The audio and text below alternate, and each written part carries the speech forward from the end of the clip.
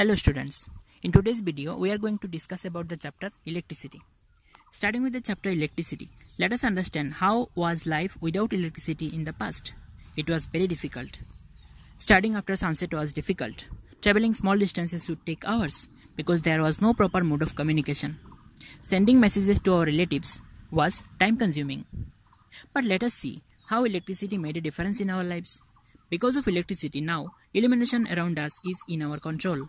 Traveling long distances is easy. Sending messages can be done in seconds using faster mode of communication. So let us understand this energy called electricity in detail by understanding what is electric current.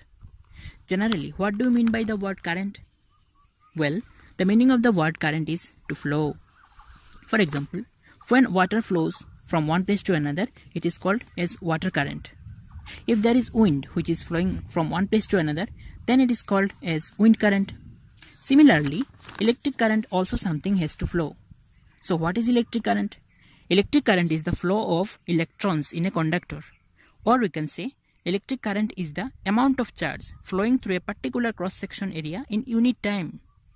Cross-section means thickness of the conductor. We can say electric current in terms of formula. Electric current is equal to amount of charge divided by unit time. The SI unit of electric current is ampere and the current is measured by an instrument called ammeter. Let us see what makes the charge flow. Consider an experiment. I take two solids, solid A, solid B. A is at 50 degrees Celsius and B is at 20 degrees Celsius. So I can say A is at higher temperature and B is at lower temperature. If I bring these two solids close to each other, what will happen? Of course, the heat will flow. The heat will flow from the higher temperature to lower temperature because heat flows from A to B. Similarly, for the flow of current, let us see what the cell contains. A cell has a bigger line. In terms of symbol, it has a bigger line with plus sign and a smaller line with minus sign. The bigger line is called positive terminal and the smaller line is called negative terminal. Terminal means starting and ending point. The positive terminal is called higher electric potential and the negative terminal is called lower electric potential. Students, potential means level. Now, the difference between the higher electric potential and the lower electric potential is called potential difference. And the function of the cell is to create potential difference. So, when a cell goes in a circuit, it creates a potential difference. Now, let us understand what is free electron. To understand this, consider, this is a nucleus. Inside the nucleus, we have protons which is positively charged and neutrons which have no charge. Moving ahead, we know that atom is surrounded by electrons which are revolving around the nucleus in circular orbits. Why they are surrounding? Because between the nucleus and the electrons, there is a force of attraction and this force of attraction is called electrostatic force of attraction. So because of the electrostatic force of attraction, the electrons are revolving round and round. In nonmetals, the number of electrons in outermost orbit is more, that is 5, 6 or 7 electrons. As number of electrons are more, hence electrons are strongly bound, or you can say electrostatic force of attraction is also strong. Now what happens in metals? In metals, the number of electrons in outermost orbit is less, that is 1, 2 or 3 electrons. As the number of electrons are less, electrons are lightly bound, or you can say electrostatic force of attraction is also less.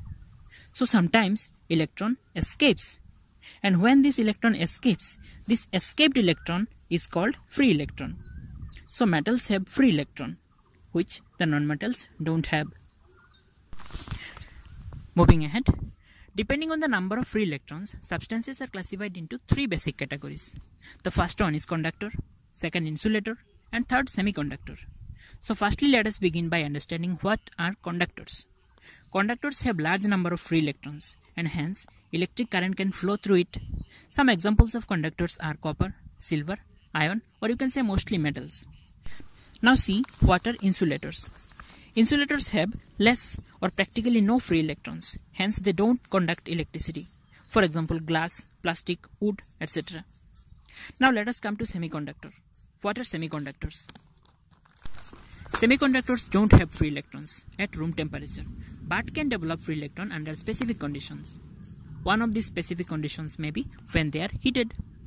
Now we know conductors are mostly metals. Insulators are mostly non-metals, so semiconductors have to be metalloids.